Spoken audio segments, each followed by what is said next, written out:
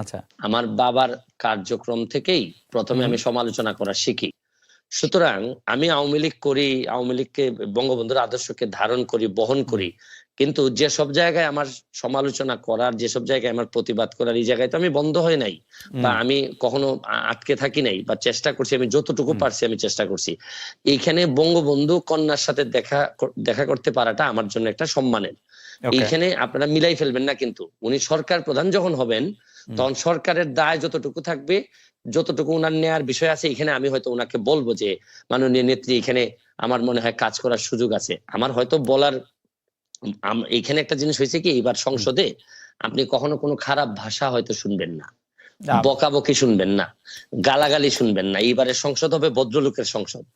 এখানে আপনি দেখবেন, কিন্তু বিরোধিতা কি হবে, মানে আপনি মনে করছেন চরম বিরোধিতা হবে। আপনি আপনি আপনি কিন্তু আশ্চর্য হবেন যে আপনি তো অরিজিনালি নৌকা, মানে আপনি নিজেও নিজেরে বলেন, এমনিও বলেন। না না না, এইখানেই প্রবলেমটা হচ্ছে গিয়ে, আমি বঙ্গবন্ধুর আদর্শকে ধারণ করি, এবং আদর্শকে ধারণ করা মানে কি, মানে হচ্ছে গিয়ে উনার যে আদর্শটা আছে, এইটা আমাদের একটা কনস্টিটিউশনের মতো, যে হাইকোর্ট কিন্তু কনস্টিটিউশনকে মানে, কিন্তু যখনই কনস্টিটিউশন ভায়োলেট করার বিষয় আসে তখন কিন্তু হাইকোর্ট একটা রুল দিয়ে দেয়। তো বিষয়টা হচ্ছে গিয়ে যে আমার এই জায়গাটা ঠিক রেখে আমার দেশটাকে বাঁচানোর জন্য, দেশটাকে ভালো করার জন্য আমার যে সব জায়গায় নক করতে হবে, এইসব জায়গায় আমি স্বতন্ত্র হিসেবে আমার তো আরো স্কোপ আরো বেড়ে গেল। রাইট।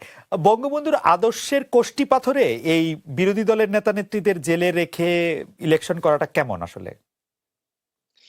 এই প্রশ্নটা আমার মনে হয় সাকিব ভাইকে করেন। সাকিব ভাই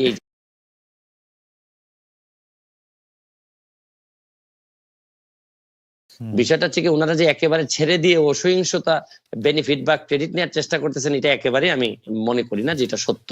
তারা যদি দাঁড়ানোর সক্ষমতা থাকতো, তাদের যদি ম্যান্ডেট থাকতো।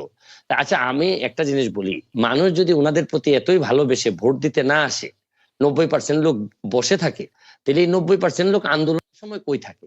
তারা আসে না কেন? না না, যাদের ভোটের তারা পুলিশের গুলির ভয় পায়। বেশ সুমন, আপনি নিজে জানেন।